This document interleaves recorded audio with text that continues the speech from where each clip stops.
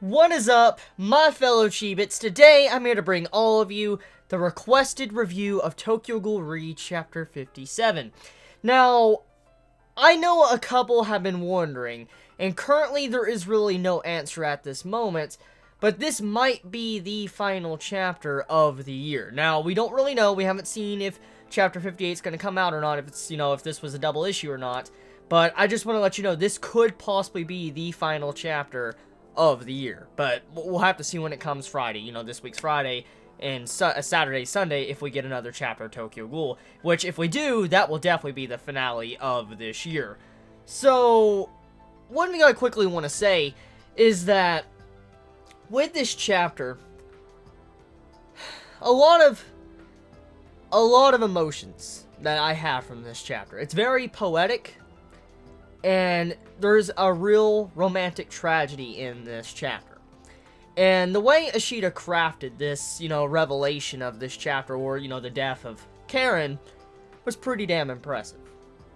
But I will save that for when I get to those panels. But for now, I want to dive directly into this chapter, Chapter 57. I don't believe that this review is going to be as long as normal, because, to be honest, once again, it's a very simple chapter. I mean, there's a lot of meaning in the chapter, don't get me wrong. I know there's, different type of cards and stuff, like, I've seen many Chibits, message me on Twitter, and I will one day probably get around to making more videos like that. But for now, though, let's just dive into the tragedy that this chapter was. So, the chapter opens up with showing Kaneki, or our main original personality, Kaneki, feasting on the Kagane of Eto's lower half. And Ui, he's just straight up shocked. Like, I'm looking at the page here, he doesn't even know how to react. Like, his face, he's frozen. He's like, what the fuck am I even looking at? That's the face he's giving Kaneki in this first page. He's like, you? Did that? Like, he's stuttering. Like, he's so fucking shocked and scared, or just, like, worried, he doesn't even know what the fuck to say, because, as we know, Eto has been hyped up for a very, very long time. I mean, Eto is one of the main antagonists of the series. Not the main, because V is the main villain, but still, I mean, Eto, the one-eyed king, or owl, as we know, fought Arima at the end of Part 1, and we saw the devastation, and it's implied that Eto didn't really go all out against Arima, and with that, it's kind of scary how Kaneki was able to do the damage he did. So seeing, how Kaneki defeated Eto, or at the very least, did a critical wound to Eto, is very shocking to Ui, because he doesn't even know what to think about it, because Kaneki just did something that not even Arima himself has done, at the very least from what we have seen.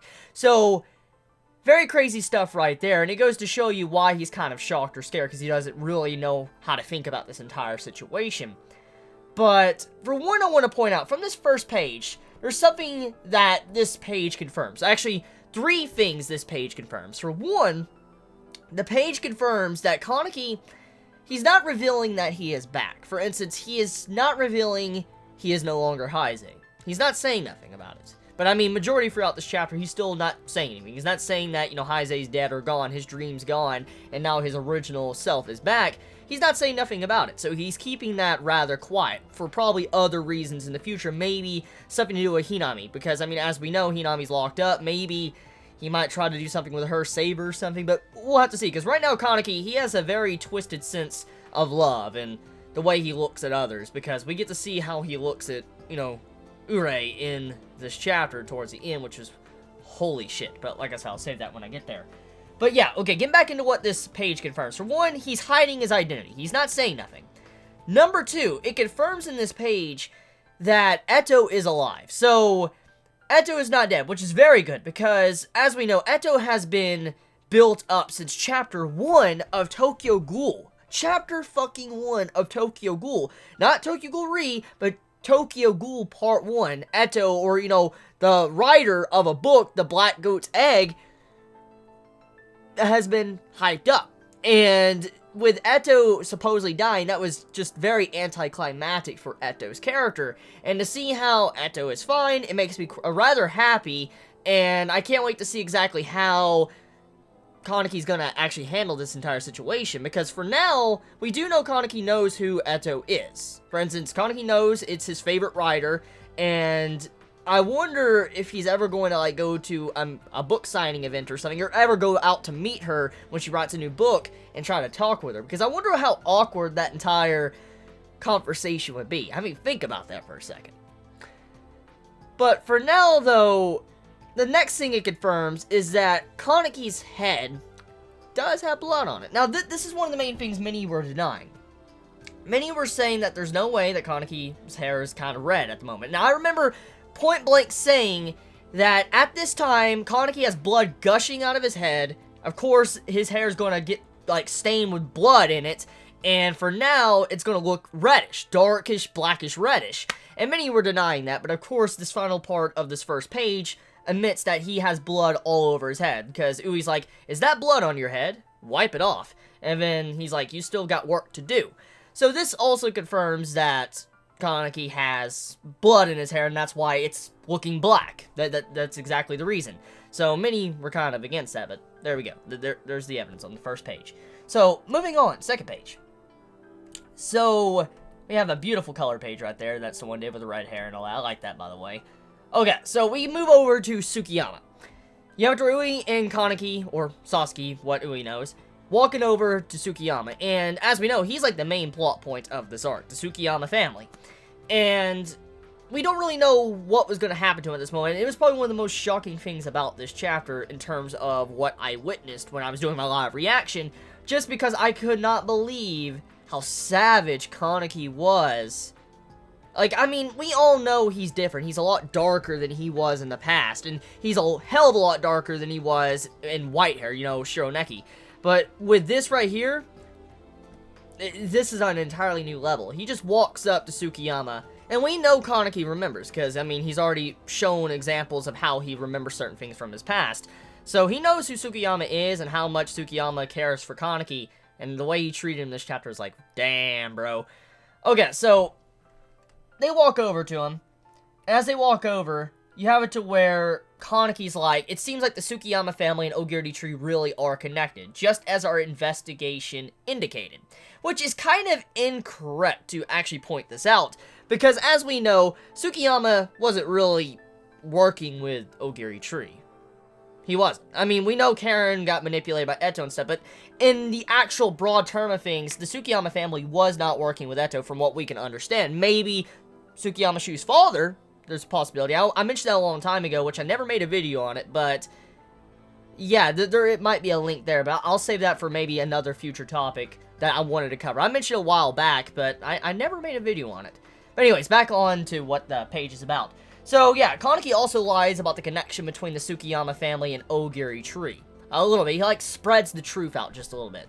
Which, once again, goes to show you he's hiding things. He's hiding things from Ui and everybody else from CCG. He's not revealing his real name or what he used to be. And also, he's hiding the identity of Eto. And then he's also pretty much allowed Eto to remain hidden. For instance, he could have easily have gave up Eto's identity. He's like, oh, that's my favorite book writer, you know, she goes here, this is where she's at, go kill her. And I mean, he could have easily done that, but he didn't. So, there's something else going on here. Something definitely is going on here when it comes to Eto, Kaneki, and then Shu as well. But, page 3. So, as Tsukiyama's leaning up against the wall, you have it to where Kaneki's like, that one over there on the ground is also a part of this, is one of them. And it's Karen. As we know, Karen got the shit knocked out of her, by Kaneki. We saw what happened there and like, oh my god. Pretty fucking brutal. But he looks down at Shu and Karen, and you just see this exchange of looks. You just see Shu's like, Kane, and you have it to where Kaneki's looking at Shu, and you just see this face that doesn't really have any compassion. Like, it's a face that doesn't care. You can tell by the way the face he's showing. He has this frown on, he's not smiling. I like the effect of the blood that Ishida did in the panel as well, just to show, like, the brutality on one side. But as he's looking down, not really showing any emotions, Kaneki pulls out his Kagane and stabs Shu. And when you see this, you're like, what the absolute fuck? Because we know he's savage, but damn, dude, he straight up just stabs Shu and then puts him over a bluff. Or a cliff, kind of, you know, on the top of a skyscraper. And Shu in his mind, he's like, so this is the path you've decided upon. What that means is that Shu realizes that Kaneki doesn't want him anymore. Like, his path now is to be with CCG or be with the humans and not really be a part of his side or on his side. That's what Shu thinks. And we don't really know exactly what Kaneki is thinking at this time. I mean, we can make guesses, there's theories and stuff, which I'll have a theory I'll make in a second. But right now, we don't know what he's thinking. And Shu right now is thinking, like, so this is the path you've chosen, because he's about to be killed and slung off, you know, a building. And as he's dangling, you see Karen on the side, which this is probably the moment where I want to make a theory on. Karen is getting up. Shu's hanging over the skyscraper. Kaneki, as you look closely, it looks like he slightly looks back. Like, you see his eyes shift. If you look closely in this panel, his eyes shift back and looks at Karen. And what's strange about this is if, you know, Kaneki really wanted, he could just sling Shu off. Right now, he could. But he's waiting. It's like Kaneki is waiting for Karen to get up.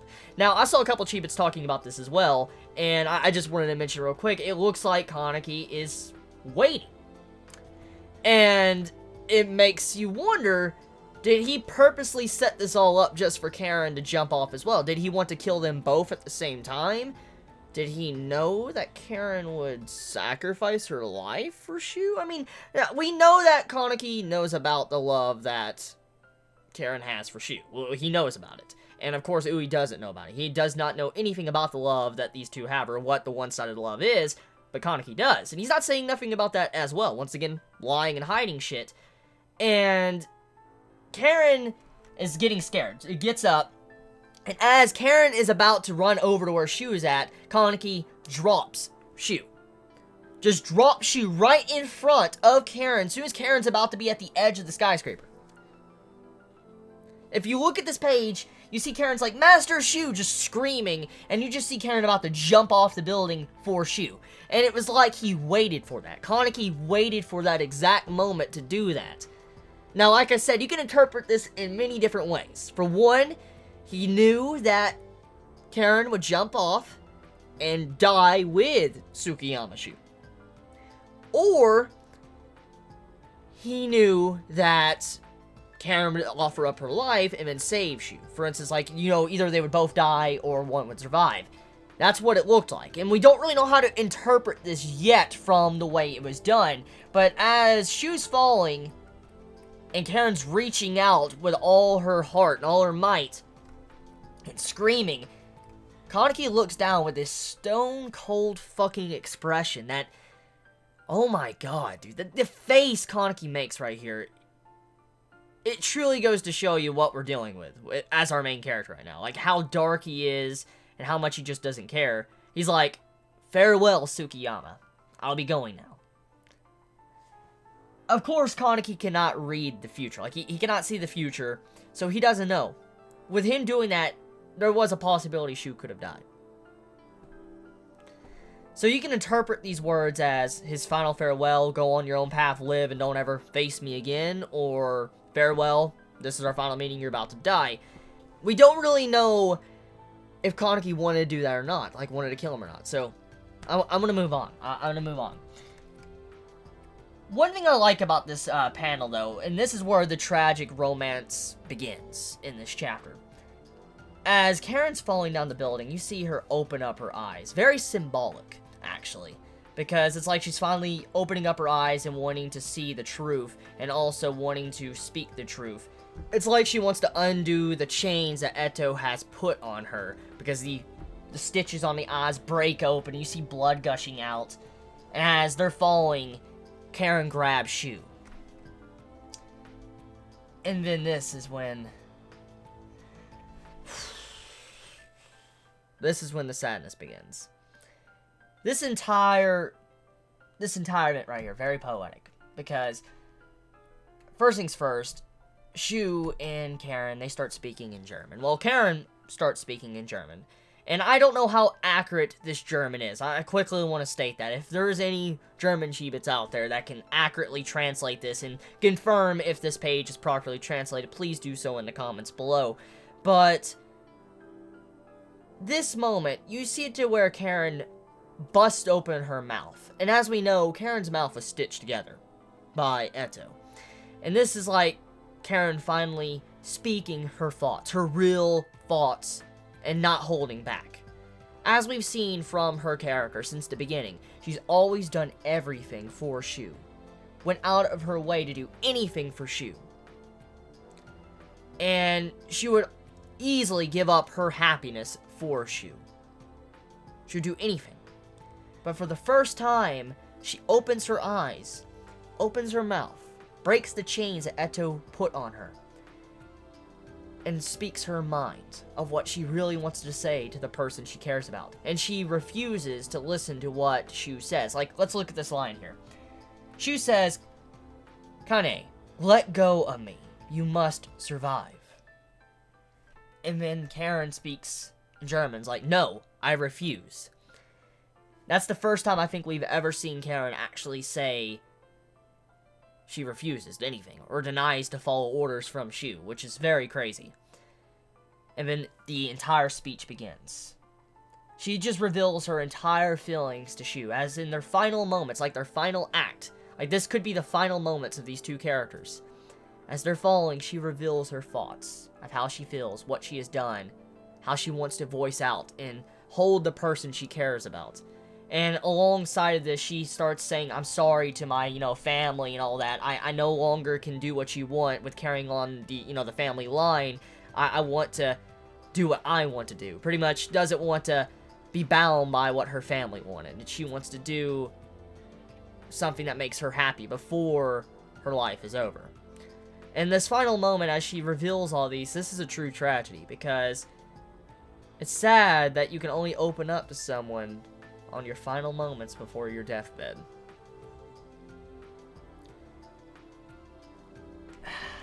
Damn, this is getting emotional. And then, as Karen's asking for forgiveness, Shu looks at her, grabs her. "Do not worry. Nobody will punish you for it, Karen."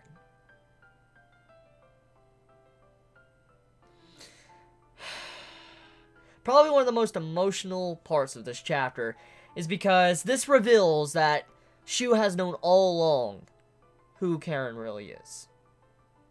He's known all along. He's always known her name. He hasn't been a stupid, dense, main male character you would see from a harem or something. He's not fucking dense that doesn't realize that a character or this girl loves him. He's not stupid like that. As I said a long time ago, he's way too intelligent, and he's really aware of his surroundings. I just doubted that Shu wouldn't realize that Karen had some form of affection for him. And seeing this reveal, it makes my respect for Shu and Karen go completely up. Just for one, this is the perfect ribbon on her character. Just the perfect knot to conclude this, because since the introduction of her character, she's always done everything for Shu and not really cared. But then she finally breaks this and refuses to listen to Shu and then wants to do what she wants to do, and then Shu accepts her. He accepts Karen for who she is, accepts her love. And as soon as she sees this, and she realizes, you see this Kagane come up and grab Shu, pull him up, he screams, and you see his face of agony as he's separated from Karen. And he realizes what's going on. And then Karen hits the ground in her final moments being happy. Very poetic. At the very least, her final moments were happy. She got the person she loved to accept her and realize who she was, and then even say her name. Now, I want to bring up a theory a couple of Chibits are saying in the comments. Now, take this how you will. I just wanted to mention it because I saw a couple Chibits discussing it, and I felt like, it's worthy enough to discuss. This panel where you see Shu get grabbed and pulled up. If you look at the Kagane has a mouth on it. Now, before you start wanting to cut my head off, yes, I know that Karen has been changed thanks to Eto, and her Kagane has been changed, and so was Noro's. And this is most likely Karen's Kagane. But I saw a couple of Chibis say this could possibly be Eto. Now, I'm not going to say I agree or disagree with that. I'm just letting you know that's what a couple of Chibits were saying. So, I don't know what to think about that. But I'm just saying, for now, I'm going to assume it was Karen that saved Shu. It suits the overall theme of this so much more. It just suits the self-sacrifice of what Karen did. But take it how you leave it. I just wanted to mention that. I still believe it's probably Karen's Kagane that just grabbed Shu and dragged him up. Now, on to the next page. You see Karen on the ground. Messed up. Just, you can assume Karen's dead. She's dead. CCG is there. And they even say if it moves even an inch, kill it right away. So Karen's dead. There's no way around it. Karen is dead. Unless Eto pops up somehow and saves her, which I doubt, because Eto has some pretty bad injuries herself. So, Karen is dead.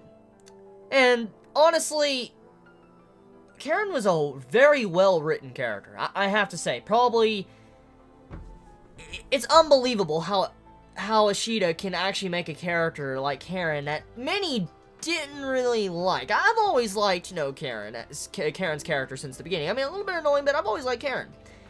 And with the reveal of more about her characterization and all that about her, past and stuff, she's grown on me quite a bit. And this final conclusion, I'm actually satisfied. See, many offers would kill off a character and they'd just be like, that's it, that's done.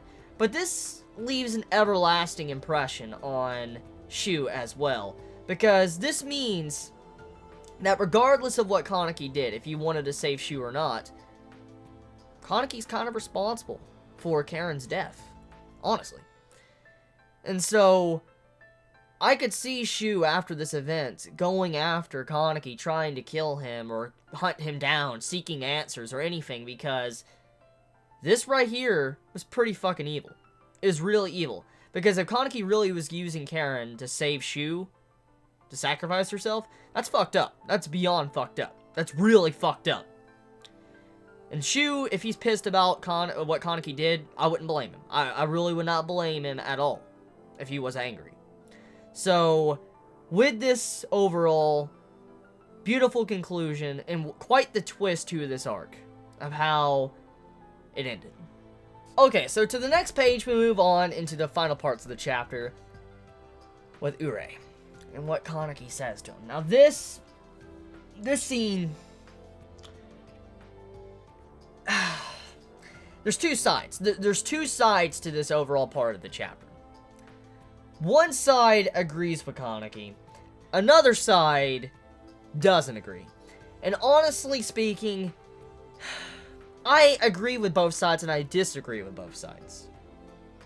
See, I'm kind of middle ground right here. Which I will explain my point of view in just a second. But we have it to where Kaneki finds out that Shirazzu's dead. And Urei gives Kaneki this look, this eye, this angry eye, like he's upset. Like, I mean, he just lost a close friend, and I mean, the realization of that, I can understand. I mean, he's in an emotional fit right now, and he doesn't know what to think. I mean, if you just lost someone and they died in your arms, how would you think? I mean, seriously, like, you wouldn't be thinking clearly if your best friend, or someone you realized was your best friend, died in your fucking arms. You would not be thinking at all, clearly. You wouldn't. And I can understand why Urei would be like that. It's very human. It's a very human reaction from Urei, and I cannot put him down for that. Seriously, you cannot. It's a human reaction. And it goes to show you the quality in this writing, just for Ishida to do that. The human reaction from Urei. But Urei says to Kaneki, and Kaneki has this, like, shocked face. Like, you could tell he's a little bit shocked. So you don't know if he's shocked in the way Urei's reacting, or if he's shocked in Shirazzu's death. We don't really know. He's not crying or anything, so we can't really get a peg on what Kaneki is thinking at this moment. But let's get into the dialogue. Urei says, Shirazzu, he wanted to see you.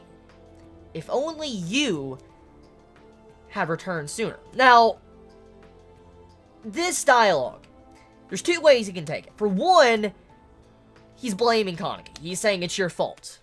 He wanted to see you. He wanted to see you before he died. That's one way you can take it. The second way you can take it is he just wanted to say that because he wanted Kaneki to see Shirazzu before he passed on or something. I mean, there's different ways to take this. Like, for one, he's blaming Kaneki, or another, he just wanted Kaneki to know he wanted to see you before he passed on, and he couldn't, and he's gone now. Two ways. Doesn't necessarily mean that he is blaming Kaneki, but this is the remark Kaneki makes to Urei. He says, "Is this my fault now? Who was it that was fighting alongside him? Urei." Now, instantly, I already know. I realized after thinking about it, and I also mentioned it in my live reaction, this is some Jason stuff going on right here. With the entire event of the torture scenes with, you know, part 1 of Tokyo Ghoul with Jason and Rize and stuff, you remember Rize inside of Kaneki's mind, and Rize was constantly asking questions about his, you know, Kaneki's mother, and then, you know, how, you know, Kaneki, he was at fault for the death of the mother and child, and when he blamed himself for it because he was weak and couldn't do shit or make a decision. That's kind of what's going on here. It's like Kaneki... Okay.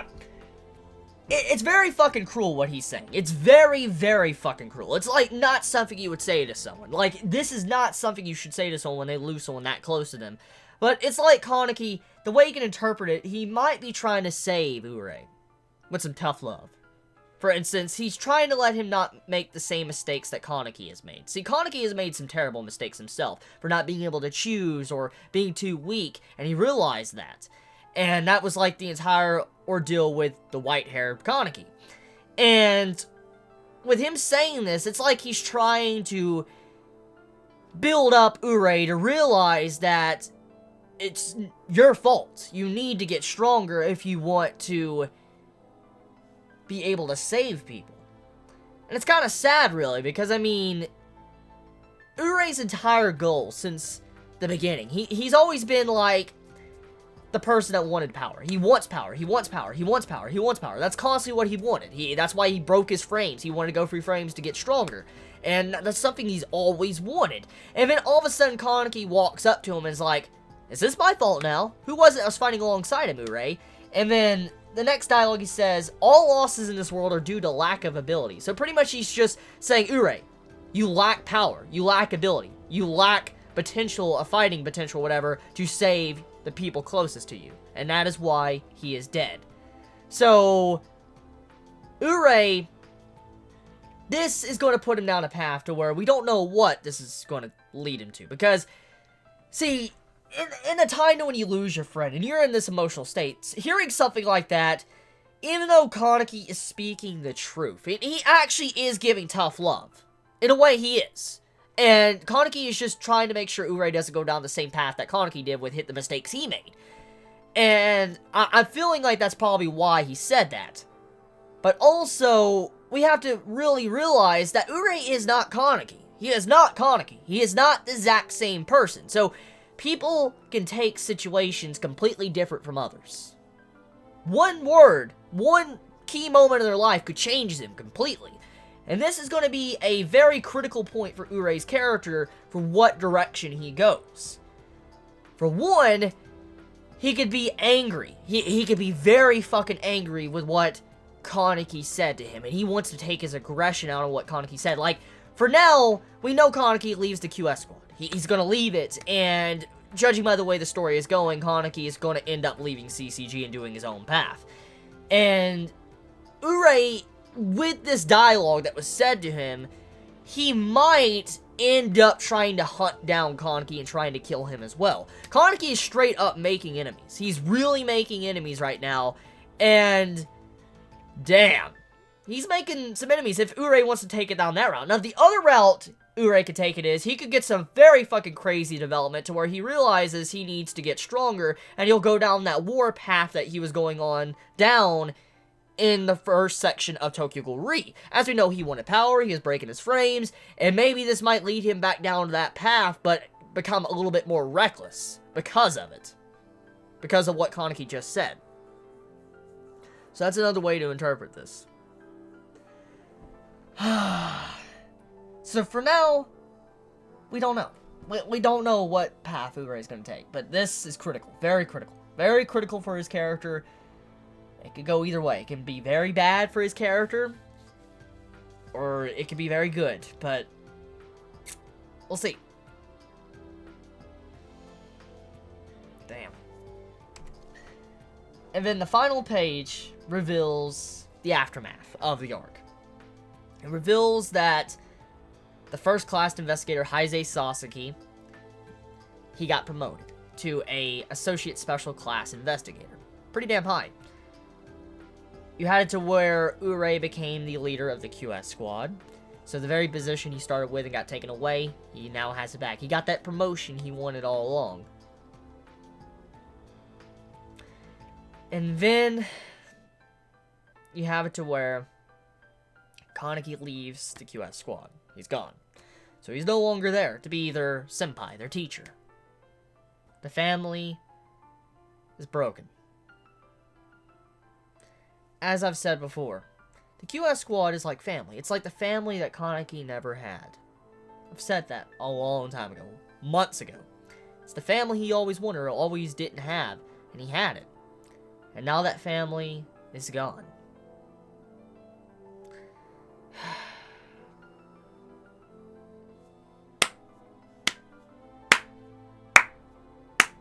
Well done, Ishida. Great chapter. Very, very, very, very good chapter. Supposedly, we're having a color page next week because it says next issue opening color page. So if we do have a chapter coming out this upcoming week, we're going to have a color page. So can't wait. Maybe we might get some reveals of what Kaneki's hair is going to look like or something. So let me know your thoughts in the comments below. How do you all feel about this chapter of Tokyo Ghoul? Did you enjoy it? Did you hate it? Let me know your thoughts in the comments below. And yeah, let me know what path do you think Urei is going to take? What path do you think Kaneki's going to take? What do you think, like, Kaneki was thinking when he slung Shu off the bluff or, you know, off the skyscraper? Let me know. You all have a wonderful day or not wherever you live. Please be safe. Chibi out.